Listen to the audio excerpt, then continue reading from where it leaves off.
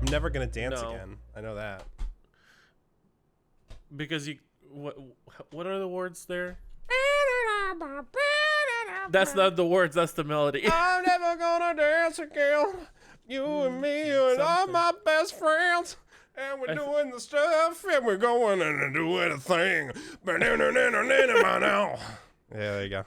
It turned from Careless Whisper into every country song ever. It's true. That's very, very true. Well, on that note, welcome to Keepin ADHD. To this episode. Yeah. I'm Scarfee. Christ. And I am exactly one half of a honey baked ham. I remember that intro. It's a good one. It's a good one. Shamelessly stolen from Psych, to be fair. I am the other one, the other half of the honey. Yeah. Together we But make one honey baked ham. Exactly one. For sale at your local Boar's Head. Yeah. But we're like, you know how they No. I don't know if they do that. Do they like sew the two halves together? Like, you know how they sometimes like cut some from one and cut some from the other, and then they sew them together to sell them as one piece? No. I have no idea what you're talking about. That's terrifying. Maybe that's just Ukrainian supermarkets. Yeah, I don't know. I've never seen that before in my life. Not a single time. They use like, I think either lamb or beef tendons to sew together like pieces of meat that they want to sell together as one. Interesting. Something like that. Sorry, I kicked my door shut there. Or not. You can disprove me in the comments. I don't know. Disprove in the comments. Yeah. My computer's right here now. Mm-hmm. So I cut my desk, like not quite in half, but I cut 6 inches off of the back and 8 inches off of the width, right? So now my desk is 2.5 feet by 5.5 feet, which is a much more reasonable size. But then what I did is the six inches I cut off the back, right? I put legs on and put it on my desk. So now there's a shelf at the back of my desk. So I can layer things. So I have like my audio interface underneath. I have my Stream Deck nestled perfectly right in the crevice. I have my Go XLR nestled perfectly. I have my speaker up on the thing. I have my docking station for my Mac up on the shelf. And then I have like controllers, hard drives, my Dratini. It's great. I love it.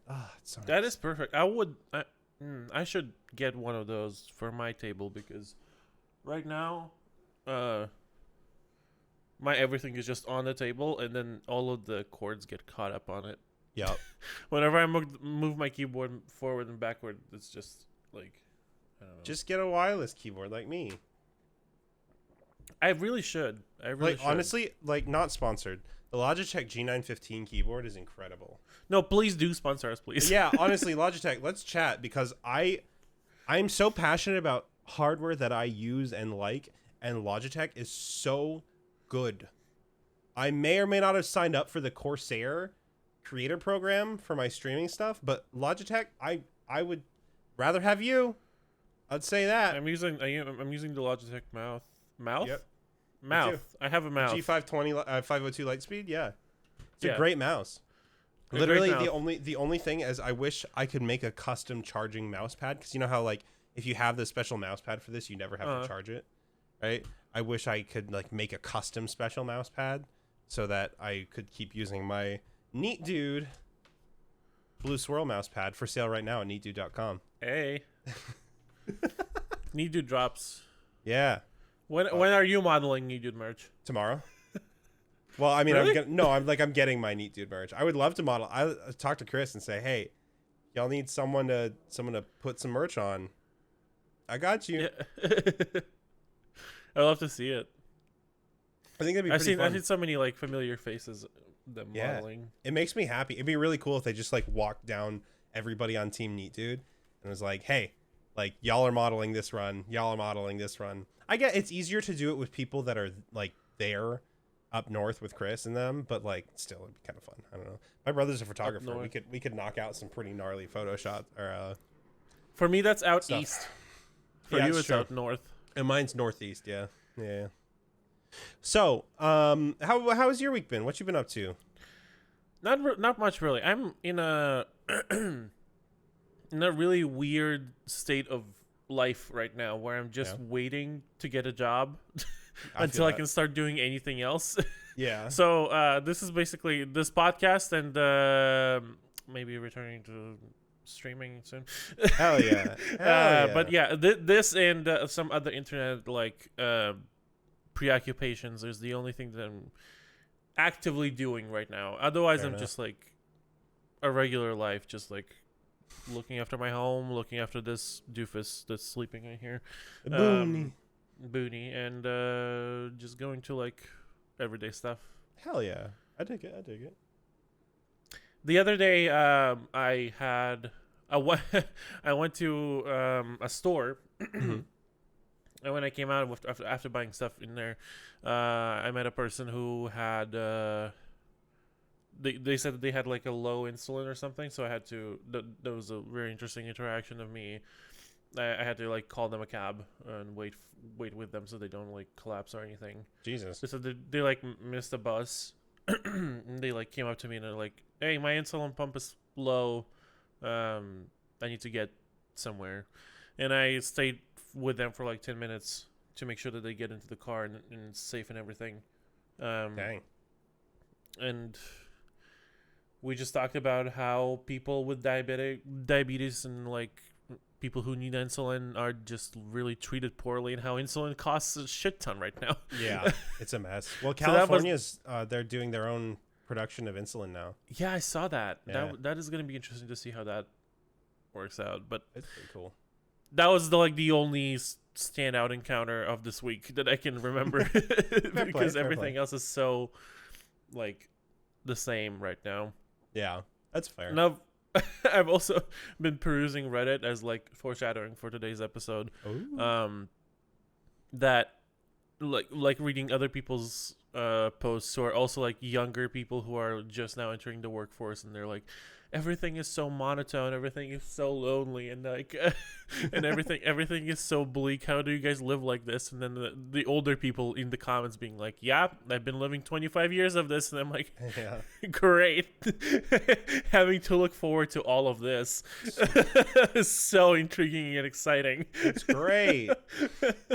Love it. Just the life ahead seems so cool. So thrilling. Absolutely. But then, like, when you see stuff like this, you just realize that life is just what you make it. That's So very now true. I'm like, Yeah. I'm looking at everything.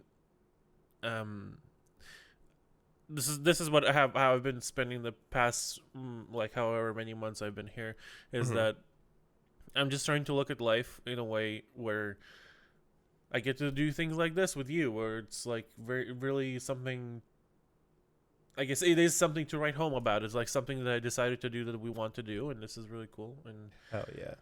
just bringing at least any variety to our and everybody else's lives who listens to this is just like is a great thing. And Absolutely. learning to accept and enjoy things for what they are. You know, the standard adult shit. Yeah. The Learning thing to that love life where everybody you're at. learns to do, and then now I'm just like sitting here rambling about it. Hey, you know what? You got there, and that's what's important. You know.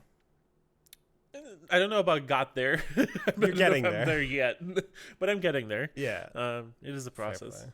Yeah. But Fair enough. you know, It's you just gotta saying the make words. your life enjoyable for yourself. Otherwise, why are you even here? Exactly. Big truge. You're You know, truing right Gotta now. find the light side to everything. Yeah. Speaking of light side and like entertaining and everything, we're gonna do a thing that every single other podcast starts doing when these are run out of topics to discuss. It's true. Every podcast does. We're it gonna now. go to Reddit and make sure that we use other people's content for our own. No. Yeah. Give me We're that actually content. gonna read some Am I the Asshole stories from the Am I the Asshole subreddit, and I saved 4 of them. I don't know how much Okay. we'll have time for. They're like middle to longer lengths. Sure. So what story do you want to start with? Something about a wedding that went wrong, Ooh. or fun. a parent who doesn't want to raise their kids, their own grandchild anymore. Ooh, let's start with the wedding. Let's do that one. Okay. Oh, so not the wedding, the marriage. Oh, okay. Sure. Bunny's licking himself. He's licking his butthole on camera. He's providing dead air. He's providing some entertainment for dead air. If you're not watching this on YouTube, by the way, yeah, I guess you're missing seeing my cat grooming himself in the background. Anyway, I'm so sorry. I'm like congested today. It's all good. Am I the asshole for throwing them out of the house that we own? That's just, Ooh. I'm reading the title as it's written right Yeah. now. Son and future in-laws decide to exclude his family from wedding. Okay. They thought Son owned the house, not us. That's what the title says. It's really confusing. Okay. Okay, so this is what the post says. My wife and I bought a 4-bedroom house in Pennsylvania that my son lives in. Our son went to the college in Pennsylvania and wanted to stay in the area. So we bought the house as a second home. We live in New Jersey and commute to Manhattan for work. So pretty well off family as far as I was gonna say so far. We figured that he would have a place to live and we could visit every so often and spend some quality time together. Sure. We pay the taxes and services / maintenance on the house. Our son pays for his groceries and the house utilities, so he doesn't pay rent. All was going well for a few years. Our son meets a girl, and they get serious. We met her, and she seems nice enough. It says they announce their engagement, and she moves into the house with our son. Okay. Now for the problem, the wedding! 6 exclamation signs. We hold a little get-to-know-you barbecue at the Pennsylvania house. My son and daughter are there, as are our son's fiance and her parents and sisters. Mm-hmm. We all seem to be getting along well. My wife, daughter, and the fiance go into the house along with her mother and sisters and my son. A few minutes later, the wife and daughter come out and they're really upset. Uh-oh. They come over and tell me that we are leaving and driving back to New Jersey. I try to find out what happened. Once we get back to New Jersey, they calm down and tell me that our son and his fiance, along with her family, don't want us at the wedding. For some reason. Okay.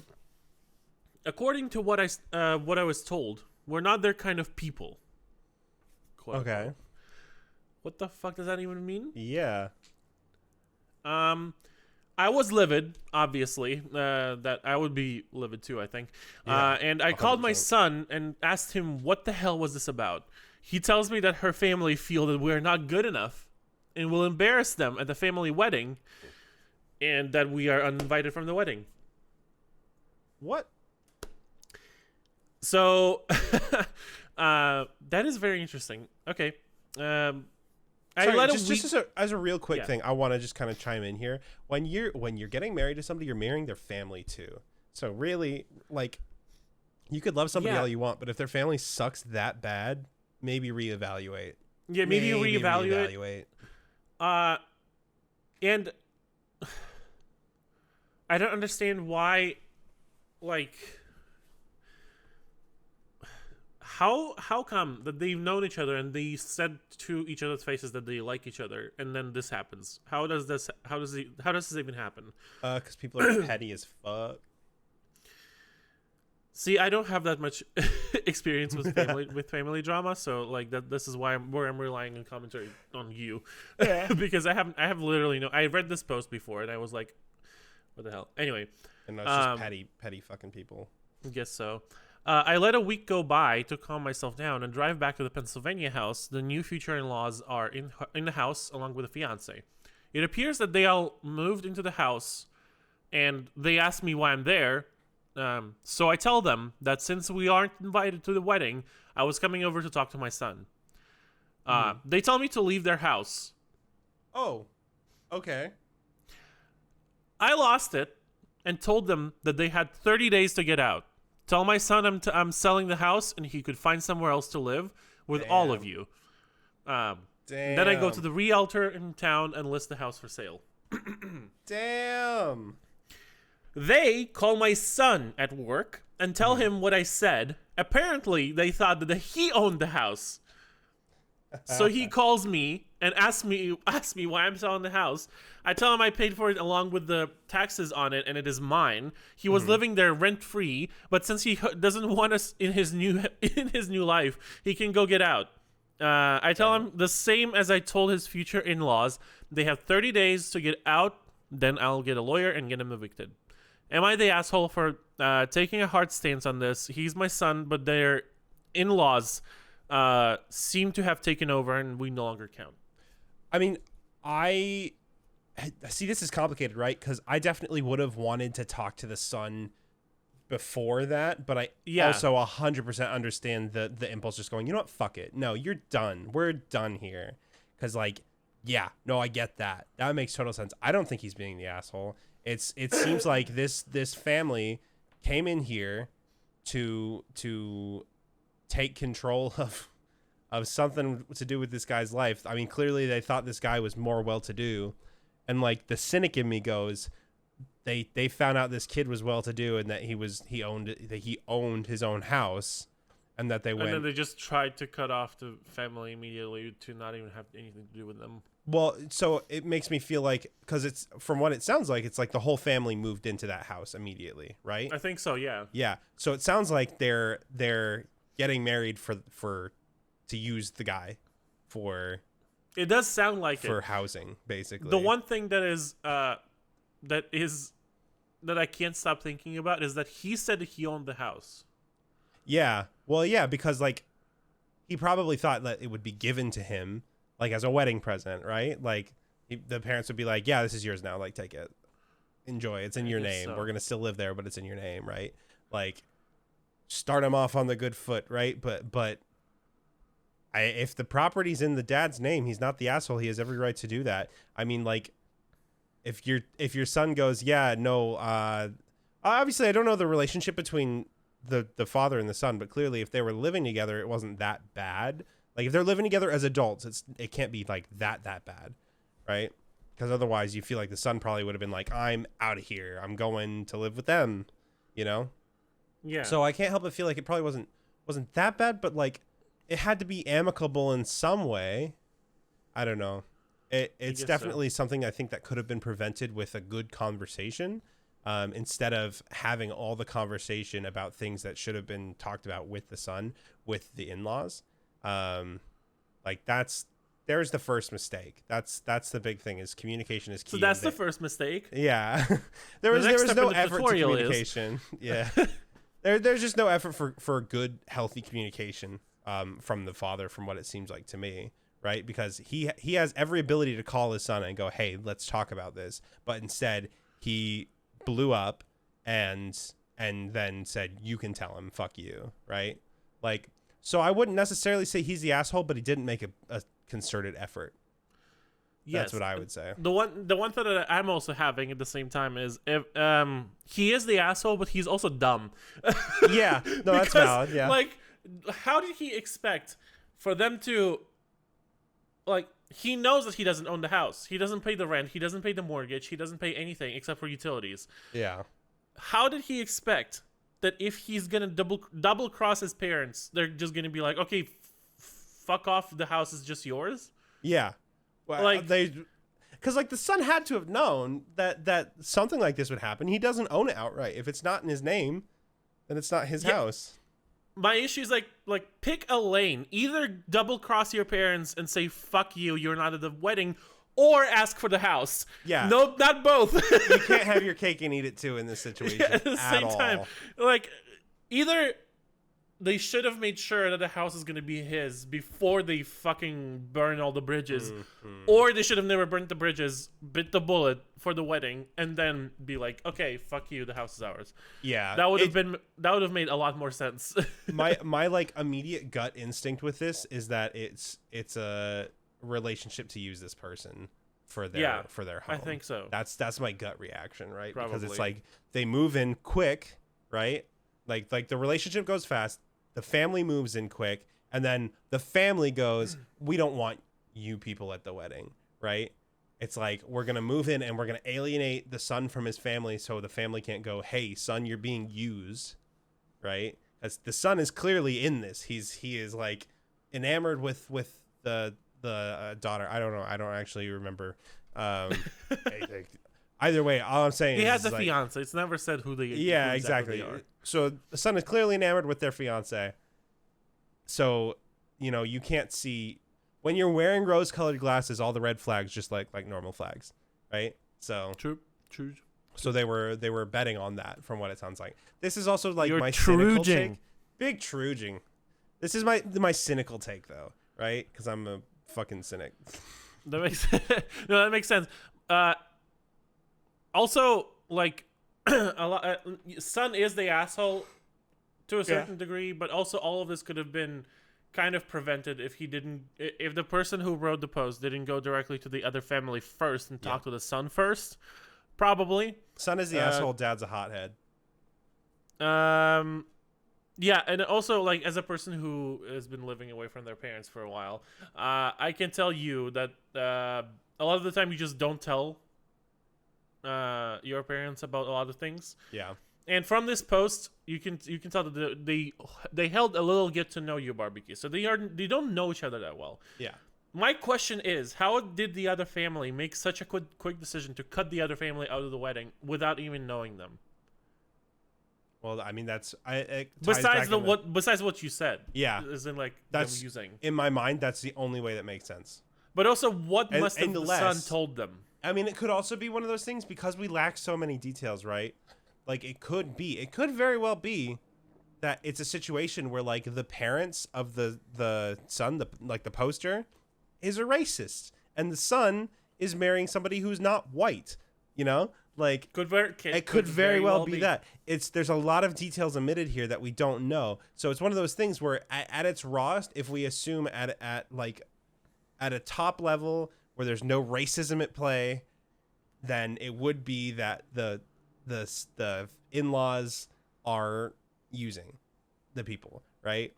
And the other way around, it could be that the in-laws are completely in the right. With the country that we're in right now, it's very hard to tell. Exactly.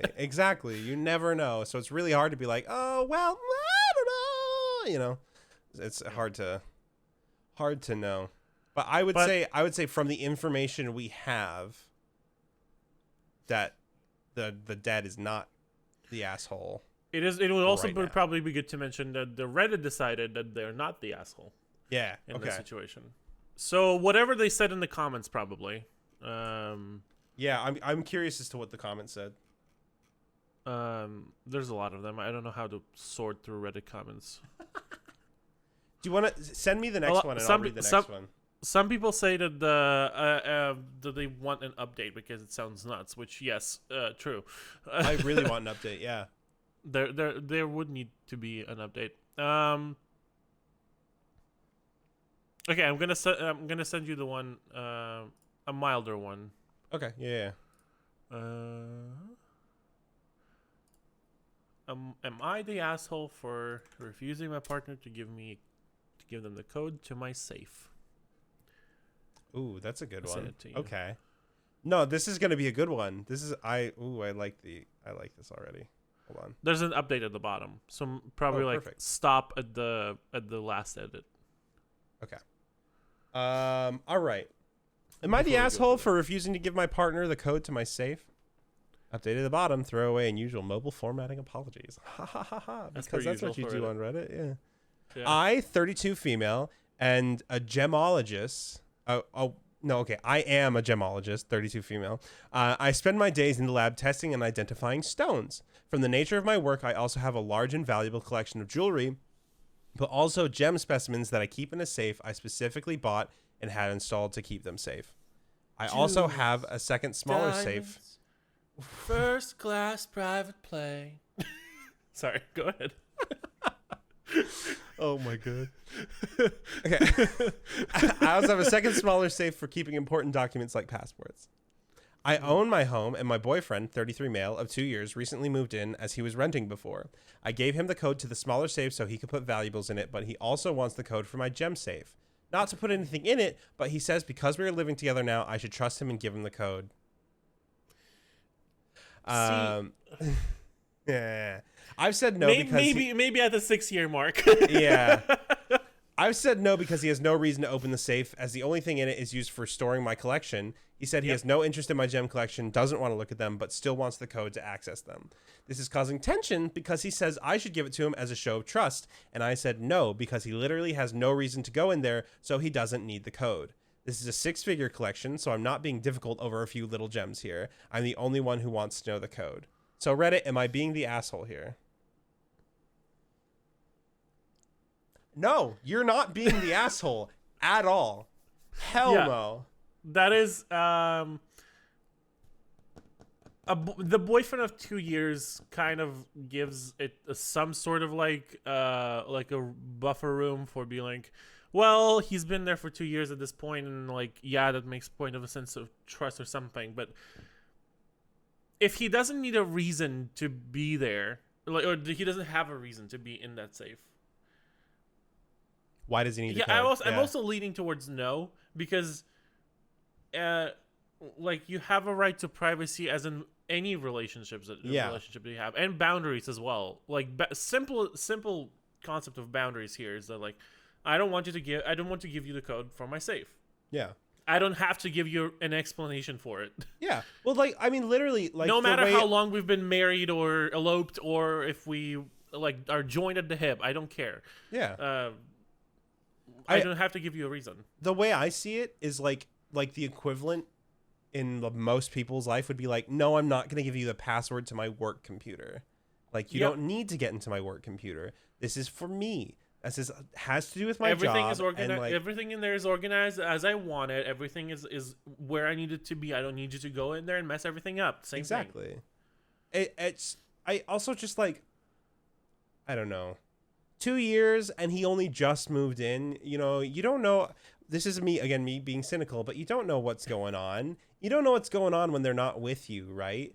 And it's, I don't know. I feel like somebody with a position as a gemologist, like I would personally, if I was a gemologist, right?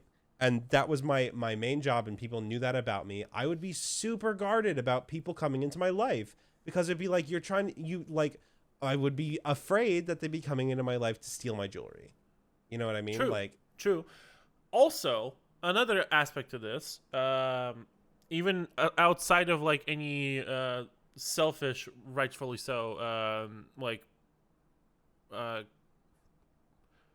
what do you call those?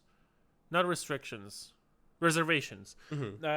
Reservations that you might have to giving a person a code to a safe where there's a bunch of really expensive collectible items.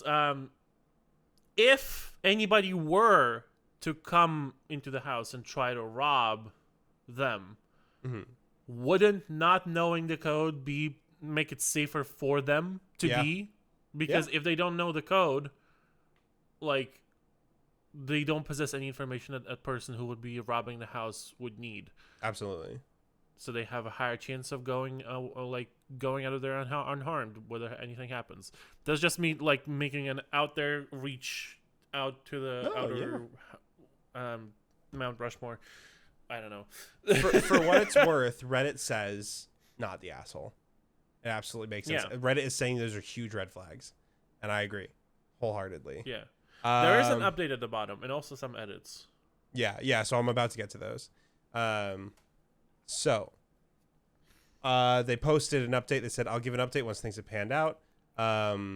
Let's see. They say that they checked for cameras just in case, and they moved all their personal docs out of the little safe and into the gem safe, just to be double safe, right?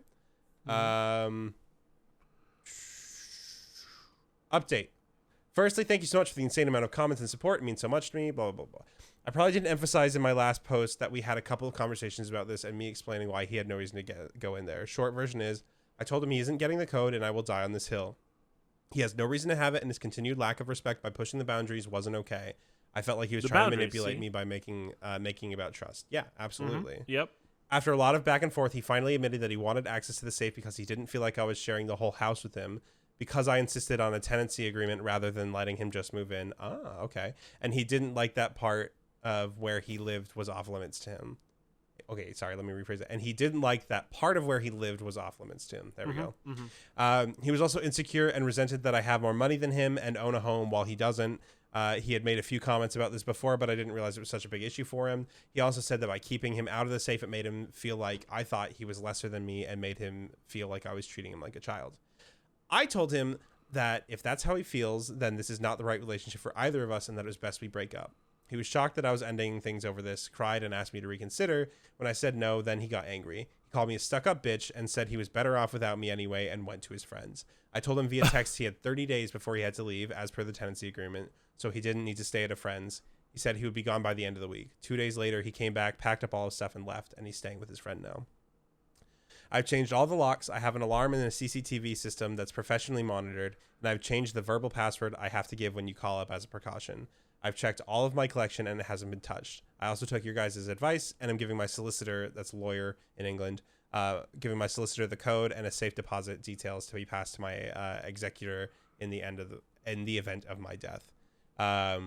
I feel horrible because despite all this, I love him, but lots of the comments said how I should have a partner who not only respects my boundaries, but takes an interest in my passions. And that really got to me because it's true. So many of you reached out with questions and it made me so happy, but also sad as he never asked me stuff like that. And I think this is what pushed me over the edge to end it more than anything.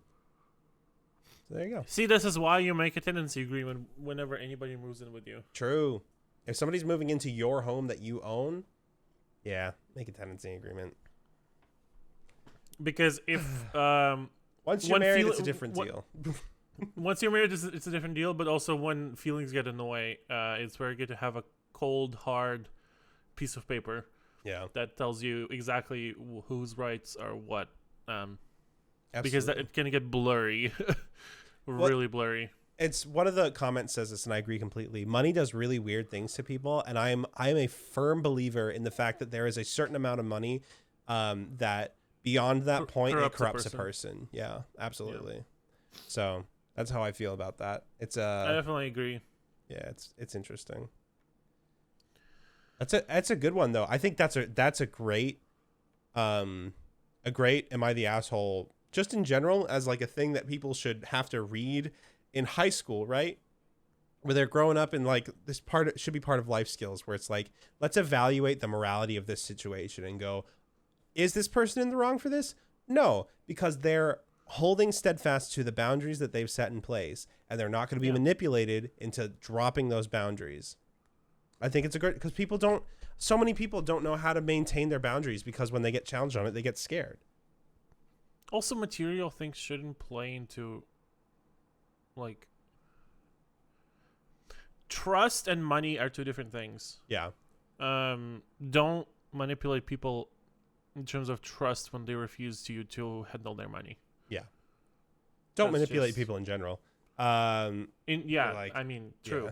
Yeah. But also, like, realize that there is this line that people usually draw is like, even when you do have, even in most cases, when you do have like a relationship with a person that you are seriously committed with, you make a joint account instead of like just giving each other access to your personal accounts. Yeah. That's just like,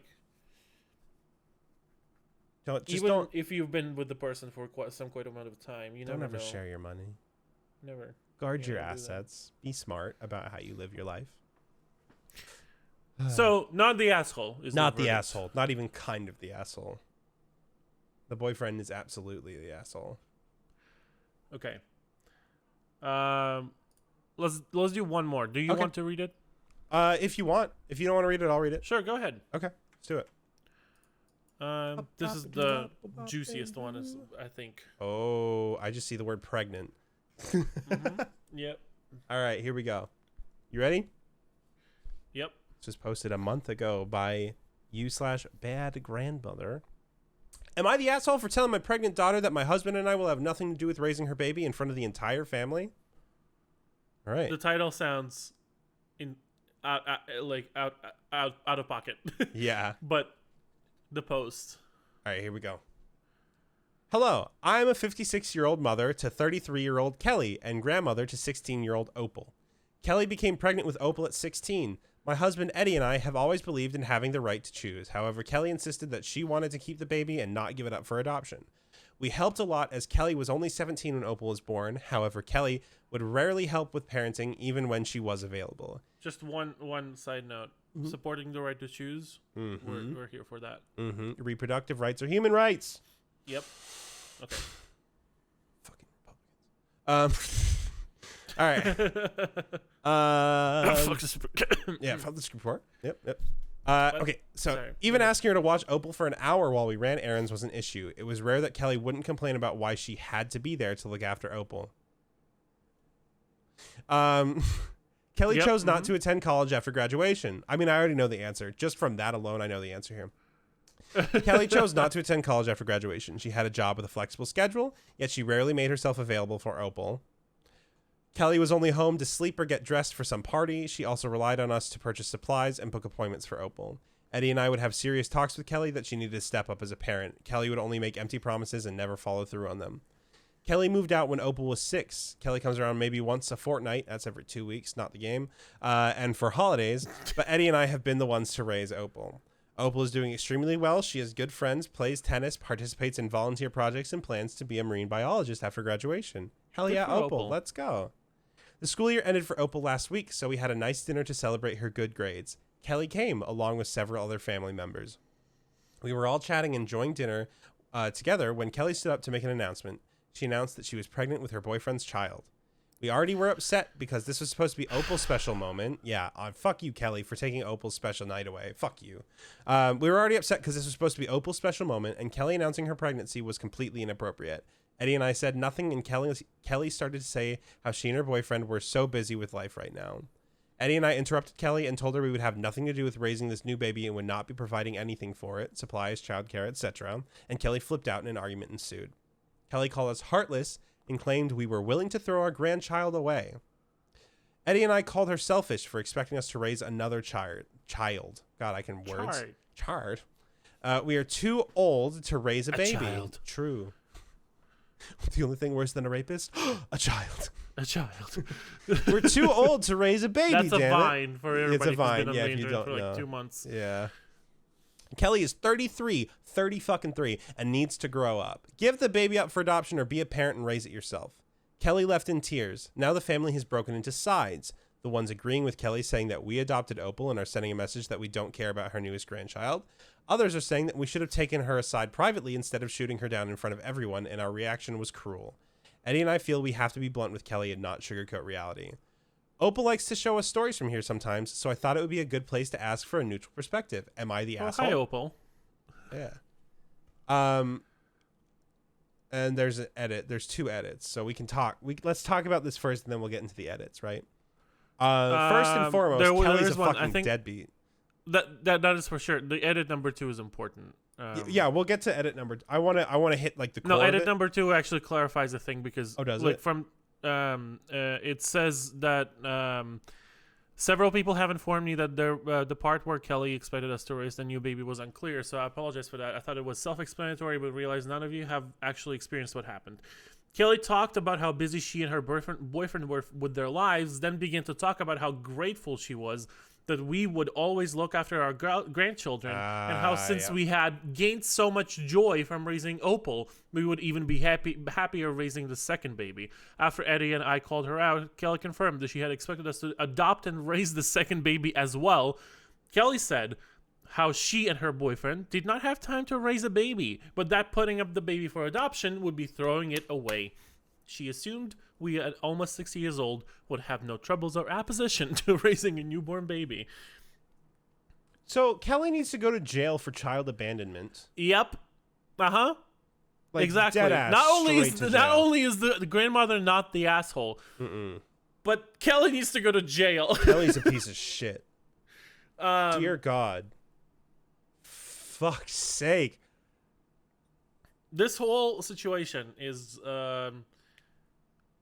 first of all, child endangerment. Second of all, just putting off all of your responsibilities on other people while you refuse to grow up. And third of all,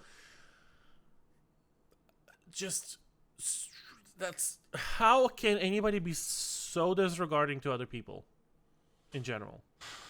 Not just your kid. Yeah. Well, like not just like your parents or like your family, but your kid. Yeah. I can't understand like the disconnect there where you wouldn't feel some kind of sense of obligation to raise this child, right? Like, Jesus Christ, I can't believe literally she went, hey, congratulations, y'all are going to be adoptive parents again. Yeah, exactly. Fuck you. Hey, like, congrats, oh my I'm God. dropping another newborn baby on your head at your 60 years old. The worst. Good luck. We're not going to be shit. here. Fuck that shit. Dear God. Yeah, no, Kelly's trash. The grandparents are not the asshole. This is one of the clear, like, am I the asshole ones, but also like, so it just reminds me of what kind of people exist out there in the world. Yeah. How like It's kind of depressing.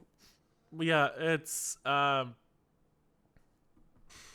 I just hope Opal has a good life. Me too. So And I this hope- is actually the first edit is important to read, I think, also about Is it? Opal. Yeah, so the first edit says, Opal is always able to express her feelings with me or Eddie. Opal also has a therapist who's available to speak whenever she needs it. Opal visited the Yay for therapist therapy. weekly during middle school. Yes, yay for therapy. She visited the therapist weekly during middle school, but now hasn't needed to see him more than once a month. We'll be taking Opal on a mall trip to make up for what happened at the celebration dinner. Love a good mall trip. Love a good mall trip. Love a gold mall trip. We spoke So privately to 80s. Opal. Yeah, true. True. We spoke privately to Opal after this incident, and she knows we in no way view her as a burden. Our granddaughter is a blessing, and many of our happiest moments involve supporting Opal and watching her grow up. But Opal is 16. She doesn't need the kind of constant attention and care that newborn baby do. A newborn baby does. Shit. We're now too old to be able to adequately raise a newborn baby, even if we wanted to. The biggest problem is that Kelly is now an adult and needs to start acting like one. So, yeah. Yep. I cannot believe the gall of going, I can't wait for y'all to take my baby. Fuck Yeah, you. it's Fucking jail. Jail right now. that is also like how delusional do you have to be? Yeah. Or how poor of a communication with your parents do you have to have Mm-hmm. to be so?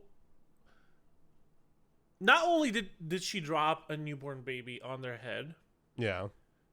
she did it at her other daughter's graduation party Yeah. It's trashy in as the fuck. in front of the rest of the family, Yeah. and somehow she still ended up with a side that agrees with her. I can't understand how anybody expected us, like, how anybody agrees with her at all. But, like, the other side of it is, like, all that announcement did was, like, announce to Opal that her mother really doesn't care about her at all. Literally not even the slightest bit. And it's like, that's a fucking bummer. That's sad. Ugh. You know what's even more sad? What's That that? it probably didn't come as a surprise to the daughter No, either. I have no doubt. At I 16 would years bet old? money. Like, I knew people in high school that were in, like, a similar situation. Like, their parents were fucking terrible and abandoned them, and their grandparents raised them and stuff, or their aunt and uncle raised them. And it's just one of those things, like, by the time you're graduating high school, like, you go, I don't give a fuck about them anymore. I really don't care. Like, fuck you. I'm going to live my life. Get fucked. Goodbye. It is complicated. Yeah. Though. It's But- definitely complicated. Yeah. Yeah. Not the asshole, Wow, though. people, not the asshole whatsoever. Mm-mm. Not even slightly. People are depressing sometimes. Yeah. Good old life. Fucking depressing. Okay, I think this is a good one to end on. Yeah. today. Well, here, let me tell a fun story to lift everyone's hearts before before we say before goodbye. we leave. Yeah. Yeah. So, welcome back to another installment of Rahlyx found a stupid deal somewhere, and it's fucking ridiculous. I'm so went- excited for this to be a permanent segment on our. It really podcast. is gonna be, honestly. Let's see. Yeah, it's not gonna be like it probably every episode, but you're gonna find deals all the time. I'm So always looking. I'm happy to listen. So I went to Go an for it. estate sale, right? I tweeted about this. I went to an estate sale that I found on Facebook Marketplace, and it was like some guy who was a guitar tech, but he didn't play guitar apparently at all. He just had a bunch of things that he liked to like fix and tinker with and all that sort of stuff, right? So I went there. I was like, oh, maybe I'll buy a guitar, right? So it was half price day because it was the last day. And in the basement were all his like really rough project guitars, but also this drum set. Uh-huh. And it's actually missing one of the mounted toms like that. There's another one that goes right there that wasn't on the set, but it came with it, right? Guess how much I paid for this? How much? No, guess. I want you to try and guess. For reference, like each cymbal's about $100, like new, at least. Each one of those dishes? Yeah. And I did sell this one to a guy who was gonna buy the whole set just for this one cymbal. So. Okay, I don't know enough about drums to be able to like recognize how significant that is, but that's fair. Okay, I'm gonna guess if every single one of those is $100. Wait, let me hold on. Let me give you a frame of reference real quick. Actually, sorry, like a good one. The sticker price was $1,200. Okay. That they were selling for at the estate. So. At first I was surprised, but now that I think about other musical instruments that I've come in contact with throughout my life, that sounds about right for the musical instruments, how much they cost. I'm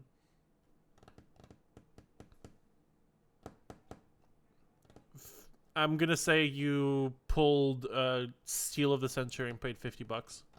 I wish. Oh, $50 would be a dream. That would be a dream. No, I paid after I sold that cymbal, I paid $525 for it. So that's still more than 50%. Yeah, no, that's like dead ass that you're not gonna find that much drum. Also came with a set of wind chimes. Oh my god. So you're not gonna find that much drum for that little money ever.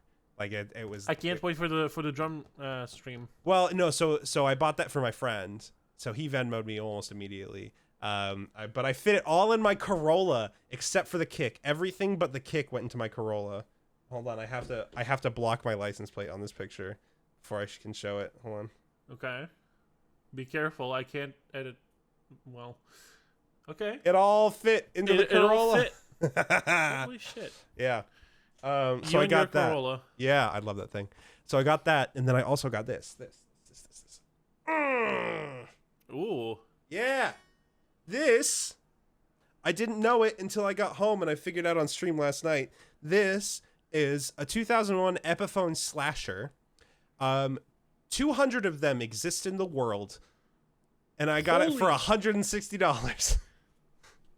But oh my god. The big but here, though, right, is that whoever had this before was Frankensteining the shit out of it, right? These are not the pickups that come standard with it. And the build of this came with a panel that should be in here but is not, but basically it had built-in effects, so you could have, there was a switch here and a switch here, and one was distortion and one was chorus like reverb, and so you had effects just built right into the guitar, right? So this doesn't work. I opened this up, the jack is missing a solder joint, so I have to resolder stuff. But I'm going to redo all the wiring and add in switches to do my own thing. One of which you're going to Frankenstein the Frankenstein. Yeah, exactly. It's one of those things where it's already lost the things about it that made it like the really unique guitar that it was. So it's like, fuck it, I'm going to have some fun with it at least. So I'm going to add in switches here that are going to turn the pickups in and out of phase with each other. It's going to sound really cool. So. I can't wait for you to sell this guitar for tens of thousands of dollars in like 10 years. I might. I don't know. So this is a body type I've always really liked. This is a Firebird body, which is like my favorite guitar style ever. Followed very closely by the Jaguar Jazz body. As you can see, very similar looking guitars. Down to the color. It's the exact same color as the Jaguar, which I really like. But it's going to be fun because and also this is like a very vintage headstock. Like the Epiphone logo is really cool. So thinking about the fact that something made in 2001 is now vintage it's 21 years old. This guitar is 21 years old. It can drink. I know. I'm just saying that it's going to make me throw up. No, yeah, I know. I feel that. But no, it's just really cool. I also got Hannah a little acoustic guitar, so that was cool too. Oh. But there's so many project guitars there. I was like, oh my God, I just want to take all of these and do something cool with them. Like, fuck. But yeah, it was really fun. So that, a little high note to end the day on. Don't think about child abandonment. Think about deals. Another 60% deal. Yeah. Hey, you know it. This guitar goes on Reverb for $800. Obviously with the panel and stuff that is supposed to be in there, but reminds me of the $100 camera. I love it. I'm not gonna stop talking about it because we're both still using it. It's a great camera. Sony A6000, $100. Mm-hmm. We're great. What is it? Has it been stopped? Has the production been stopped? What? Has the production been stopped for it? For the A6000? No. It's a entry level camera. I don't think they're ever going to stop the production on it. It still costs $649. Yep. If I really wanted to, I could sell this camera and make a fucking ridiculous profit. So, Holy good fuck. Times. Fast times at Ridgemont High, you know what I'm saying? Woo! Maybe if streaming doesn't work out in the podcast. Yeah, honestly. I'll sell it for money. There you go. Bless. All right. Well, thank y'all for hanging. Thanks for the goofs today. And I want to do more of these. I really like doing the Am I the Asshole posts. Those are fun. Yeah. Maybe we'll do some other types of posts too. We should find some ones where they Let us know are in the comments if you like it. Yeah, because, please. If you do, we'll do more of those gladly. Hell yeah. All right, y'all. See you next time. See ya. Bye. Bye.